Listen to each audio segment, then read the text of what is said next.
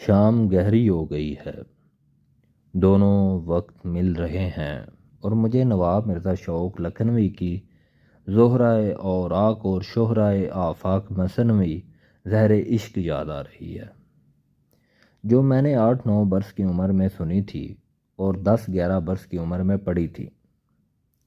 اس حشر انگیز مثنوی کا میرے خواب لڑکپن کی دنیا نہیں بلکہ میرے لڑکپن کی کائنات پر ایک سحر طاری تھا۔ یہ مثنوی عاشقانہ شاعری اور معشوقانہ شاعری کا ایک معجزہ ہے۔ میں عشق و حسن کے رشتے کے خاص احساس کی حالت میں دیوان غالب تو کیا خدائے سخن میر کی کلیات تک کو زہر عشق پر وار سکتا ہوں۔ آپ میں سے اگر کوئی صاحب میری اس بات کو غلو قرار دیں تو میں ان سے کوئی حجت اور تکرار نہیں کروں گا۔ یہ تو احساس اور تاثر کا معاملہ ہے، اور احساس و تاثر کا بلا حجت اور تکرار سے کیا واسطہ۔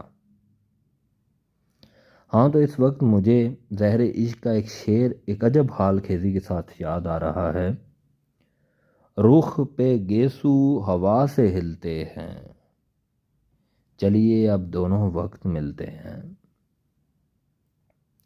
دونوں وقت ملتے ہیں سے میرے ذہن میں اچانک ایک لفظ ابھرا ہے، اور وہ لفظ ہے انسان۔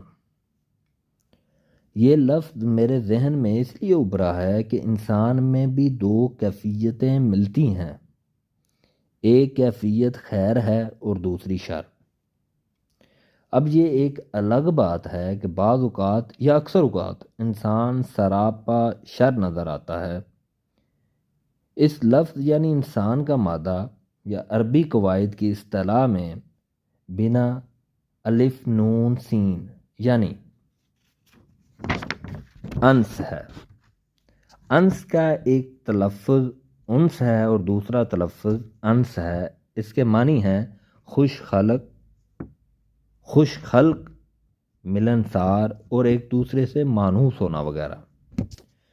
یہ تو لفظ انسان کی اصل اور اس کے مادے یا بنا کی بات ہوئی۔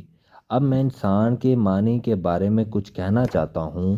اس لفظ کے معنی کا خلاصہ یہ ہے کہ انسان وہ جاندار ہے جو اپنے دماغ یا مغز سر کی راست اور درست فعالیت یا اس کے رشد کامل کے سبب دوسرے تمام جانداروں سے اعلیٰ اور اشرف حیثیت رکھتا ہے۔